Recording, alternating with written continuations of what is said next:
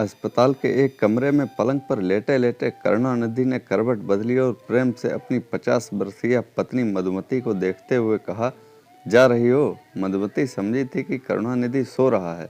आवाज़ सुनकर पास आई, उसके माथे पर हाथ रखा, बाल सहलाए और मंद मुस्कान कर धीमे स्वर में बोली, जाग गए? अब तबीयत कैसी है? बुखार तो नहीं लगता? करुणानिधि ने किंचित मुस्कुराते हुए कहा, तुम्हारे हाथ रखने से तबीयत तो ठीक हो गई है, पर दिल की धड़कन बढ़ गई है। घबराकर मधुमती ने उसकी छाती पर हाथ रखा। करुणानिधि ने उसके हाथ पर अपना हाथ रखकर दबा दिया। मधुमती समझ गई और बोली, फिर वही हरकत। अस्पताल में बिस्तर पर लेटे लेटे भी वही सोचता है, कोई देख लेगा तो क्या कहेगा? करुणानिधि ने बिना हाथ छोड़े कहा, देख लेगा तो क्या होगा? यही ना कि पति ने पत्नी का हाथ पकड़ रखा है या पत्नी ने पति का। इसमें डरने या घबराने की क्या बात है? अब तो उम्र बीत गई, अब भी सबसे दुनिया से डर लगता है। मधुमती ने धीरे से अपना हाथ छुड़ाया और बोली, डॉक्टर ने आपको आराम करने को कहा है, आवेश में आना मना है, दिल का दौरा पड़ चुका है, कुछ तो ख्याल करिए। दिल का दौरा तो बहुत पहले ही पड़ चुका है, शादी से भी पहले। अब तो उस दौरे का अंतिम पड़ाव आने वाला है। मधुमती ने उंगली रखकर उसका मुंह बंद किया और फिर सामान उठाकर घर चलने लगी। वह चलते हुए बोली, दोपहर को आऊँगी, जरा घर की व्यवस्था देख आऊँ। करुणानिधि ने उसकी पीठ देखते हुए फिकरा कसा, हाँ हाँ, घर को तो कोई उठा ले जाएगा, बस घर ही घर, तुम्हारा तो वही सब कुछ है। मधुमती बिना कोई उत्तर दिए कमरे से बाहर चली गई। डॉक्टर ने कह दिया था कि करुणानिधि से बहस नहीं करनी है। उसके जाते ही करुणानिधि थोड़ी देर छत की ओर देखता रहा। चारों तरफ शांति थी। धीरे धीरे उसकी आंखें मुंदने लगी। पिछला सारा जीवन उसकी आंखों के सामने आ गया। प्रेम भरा मद भरा जीवन। शादी से पहले ही मधुमती से उसे प्रेम हो गया था।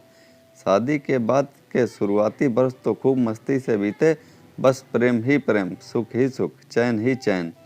वे दोनों अकेले रहते थे। मधुमती प्रेम कला से अनभिज्ञ थी, पर धीरे धीरे वह विकसित होने लगी। मौसम का अभिन्न मित्र और प्रेरक बन गया। वर्षा, शरद और बसंत जैसी ऋतुएं उन्हें आलोडित करने लगीं। होली तो वे दोनों सबसे खेलते, पर एक दूसरे के अंग प्रत्यंग में रंग लगाना, पानी की बौछार डालना, जैसे कृष्ण और राधा होली खेल रहे हों। दीपावली में साथ साथ दिए लगाना और जलाना, मिठाई खाना और खिलाना। दिवाली के दिन विशेषकर एक बंधी हुई टीट थी। मधुमती करुणानिधि के सामने अपनी मांग भरवाने खड़ी हो जाती थी। कितने प्रेम से हर वर्ष वह उसकी मांग भरता था। याद कर करुणानिधि की आंखों से आंसू ढलक गए। प्रेम के आंसू वे दिन थे जब प्रेम प्रेम था, जब प्रेम चरम कोटि पर था। एक दिन की जुदाई भी असहनीय थी। कैसे फिर साथ हो, वियोग जल्दी से कैसे दूर हो, इसके मंसूबे बनाने में ही जुदाई का समय कटता था।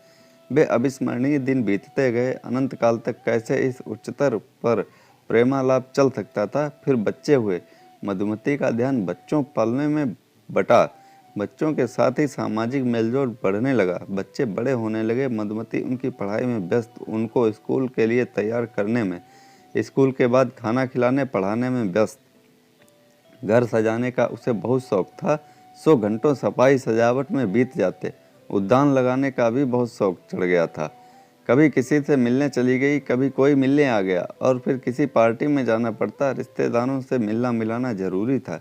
मधुमती के पास करुणानिधि के लिए बहुत कम समय रह गया था।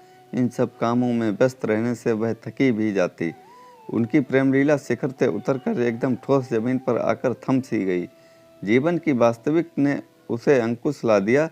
पर यह बात नहीं थी कि करुणानिधि व्यस्त नहीं था। वह भी काम में लगा रहता।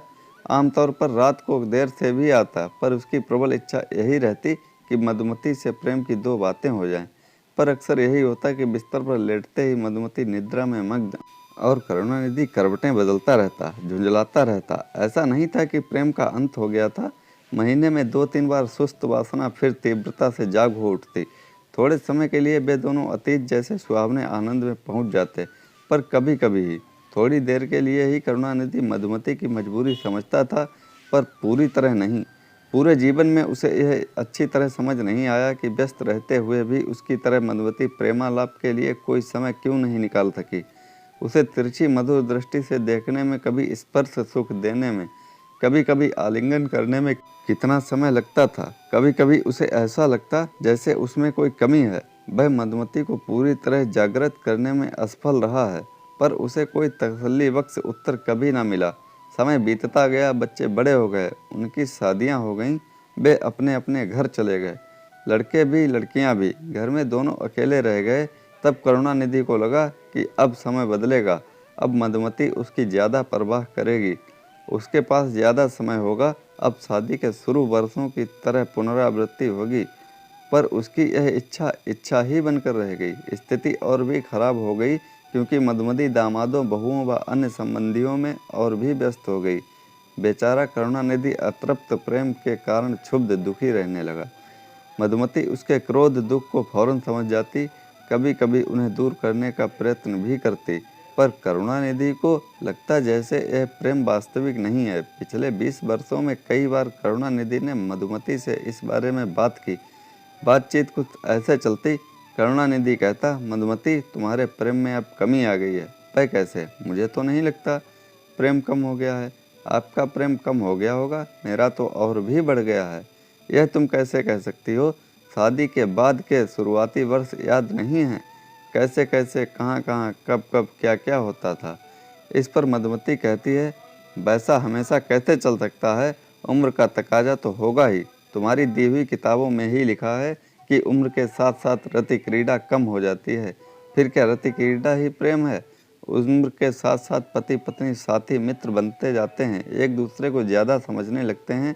समय बीतने पर पास पास चुप बैठे रहना भी, बात करना भी प्रेम को समझने समझाने के लिए काफ़ी होता है। किताबों में यह भी तो लिखा है कि इसके अपवाद भी होते हैं और हो सकते हैं। मैं उसका अपवाद हूँ। इस उम्र में मेरे लिए सिर्फ पास पास गुमसुम बैठना काफ़ी नहीं है। तुम अपवाद क्यों नहीं बन सकती हो? ऐसे में मधुमिता कुछ नाराज होकर कहने लगती, तो आप समझते हैं कि मैं आपसे प्रेम नहीं करती?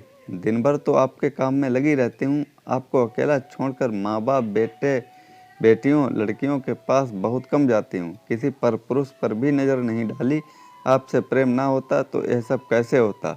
बस यही तो तुम्हारी गलती है। तुम समझती हो प्रेमी के जीवन के लिए यही सब कुछ काफ़ी है।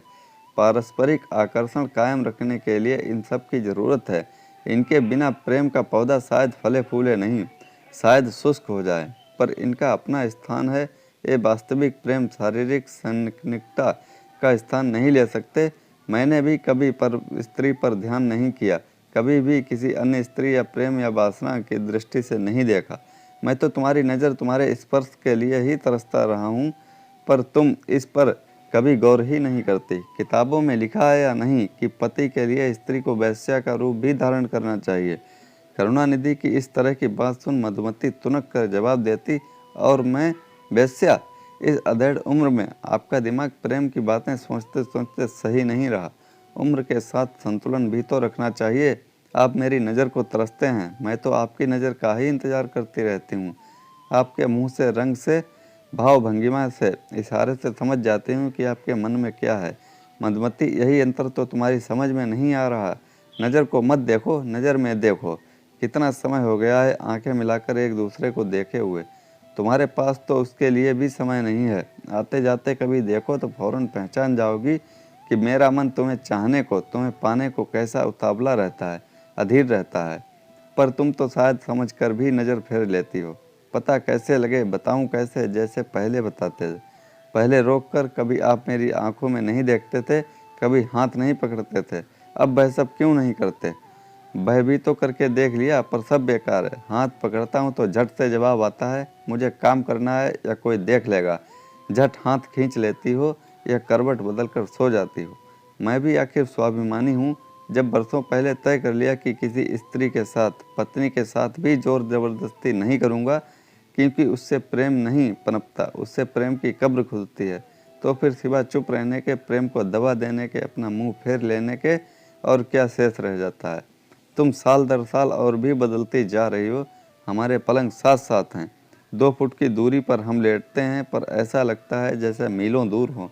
मीलों दूर रहना फिर भी अच्छा है, उससे विरह की आग तो नहीं भड़केगी। उसके बाद पुनर्मिलन तो प्रेम की चरम सीमा पर पहुंचा देगा, पर आसपास लेटे हैं और फिर भी बहुत दूर, इससे तो पीड़ा और भी बढ़ती है। कभी कभी लेटे लेटे यदि सोई ना हो तो मुझे आशा बनती कि आज कुछ परिवर्तन हो, पर तुम घर की, बच्चों की बात शुरू कर देती हो।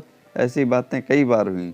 कुछ समय तक कुछ परिवर्तन होता, पुराने दिनों पुरानी रातों की फिर पुनरावृत्ति होती, पर कुछ समय बाद करुणानिधि फिर उदास हो जाता। जब से मधुमती 50 वर्ष पार किए थे, तब से वह और भी अलग थलग रहने लगी थी। करुणानिधि ने बहुत समझाया, पर वह कहती, आप तो कभी बूढ़े नहीं होंगे, पर मैं तो हो रही हूँ। अब वानप्रस्थ संन्यास का समय आ गया है, बच्चों की शादी हो चुकी है, अब तो कुछ और सोचो। मुझे तो अब शर्म आती है। पति पत्नी के बीच शर्म किस बात की? करुणानिधि झुंझलाकर कहता, मुझे पता है तुम्हारे चेहरे पर झुर्रियाँ पड़ रही हैं, मेरे भी कुछ दांत निकल गए हैं, तुम मोटी भी हो रही हो, मैं भी बीमार रहता हूँ, पर इससे क्या होता है? मेरे मन में तो तुम वही और वैसी ही मधुमती हो जिसके साथ मेरा विवाह हुआ था। मुझे तो अब भी तुम नई दुल्हन लगती हो। अब भी तुम्हारी नज़र से, स्पर्श से, आवाज़ से मैं रोमांचित हो उठता हूँ। फिर तुम्हें क्या कठिनाई है? किस बात की शर्म है? हम दोनों के बारे में कौन सोच रहा है, क्या सोच रहा है, इससे तुम्हें क्या फ़र्क पड़ता है? अधिक से अधिक बच्चे और उनके बच्चे, मित्र संबंधी यही तो कहेंगे कि हम दोनों इस उम्र में भी एक दूसरे से प्रेम करते हैं, एक दूसरे का साथ चाहते हैं, शायद सहवास भी करते हैं। तो कहने दो, हमारा जीवन अपना जीवन है, यह तो दोबारा नहीं आएगा। क्यों न प्रेम की चरम सीमा पर रहते रहते ही जीवन समाप्त किया जाए। मधुमती यह सब समझती थी। आखिर बरसों से पति की प्रेमिका थी, पर पता नहीं क्यों उतना ही नहीं समझती थी जितना करुणानिधि चाहता था। उसके मन में किसी कोने में कोई रुकावट थी जिसे वह पूर्णतया दूर न कर सकी। शायद भारतीय नारी के संस्कारों की रुकावट थी। अस्पताल में बिस्तर पर पड़ा यह सब सोचता हुआ करुणानिधि चौंका। मधुमती घर से वापस आ गई थी। वह खाने का सामान मेज पर रख रही थी, वैसा ही सुंदर चेहरा जैसा विवाह के समय था। मुख पर अभी भी तेज और चमक, बाल अभी भी काफ़ी काले थे, कुछ सफ़ेद बाल भी उसकी सुंदरता को बढ़ा रहे थे। बर्तनों की आवाज़ सुनकर करुणानिधि ने मधुमती की ओर देखा तो उसे दिखाई दी वही बड़ी बड़ी आंखें, वही सुंदर मधुर मुस्कान, वही गठा हुआ बदन कसी हुई साड़ी में लिपटा हुआ। करुणानिधि को उसके चेहरे पर, गले पर, गर्दन पर झुर्रियाँ तो दिख ही नहीं रही थीं। उसे प्रेम से देखता करुणानिधि बुदबुदाया, तेरे इश्क की इंतहा चाहता छोटे से कमरे में गूंजता। यह वाक्य मधुमती तक पहुंच गया। सब समझते हुए वह मुस्कुराई और पास आकर उसके माथे पर हाथ रखकर बोली, फिर वही विचार, वही भावनाएं। दिल के दौरे के बाद कुछ दिन तो आराम कर लो। करुणानिधि ने निराशा में एक लंबी ठंडी सांस ली और दीवार की ओर मुंह कर लिया। लेकिन कुछ समय बाद ही मधुमती को भी करुणानिधि की तरह लंबी लंबी ठंडी सांस भरनी पड़ी और करवट बदल कर दीवार की ओर मुंह करना पड़ा। अस्पताल से छुट्टी मिलने के बाद करुणानिधि घर आ गया। अच्छी तरह स्वास्थ्य लाभ करने में कुछ महीने लग गए। तब तक मधुमती उससे परे ही रही। उसे डर था कि समीप आने पर उसे दोबारा दिल का दौरा ना पड़ जाए। उसने इस डर के बारे में करुणानिधि को समझाने की कोशिश की, पर सब व्यर्थ। जब भी इसके बारे में बातें होती, करुणानिधि कहता कि वह उसे केवल टालने की कोशिश कर रही है। कुछ महीने बाद करुणानिधि 61 वर्ष का हो गया और लगभग पूर्णतः स्वस्थ भी। इस कारण विवाह की सालगिरह की रात जब उसे मधुमती की ओर हाथ बढ़ाया तो उसने इनकार ना किया, पर उसके बाद करुणानिधि स्तब्ध रह गया। पहली बार उसे अंग्रेजी कहावत mind is willing but the flash is weak, मन तो चाहता है पर शरीर जवाब देता है, का अर्थ ठीक से समझ में आया और वह दुखी हो गया। मधुमती ने उसे समझाने की कोशिश की। उस रात तो कुछ महसूस ना हुआ, पर जब फिर कई बार ऐसा ही हुआ तो उस स्थिति को स्वीकार करना पड़ा, क्योंकि डॉक्टरों ने उसे बता दिया था कि उच्च रक्तचाप और मधुमेह के कारण ही ऐसी स्थिति आ गई थी।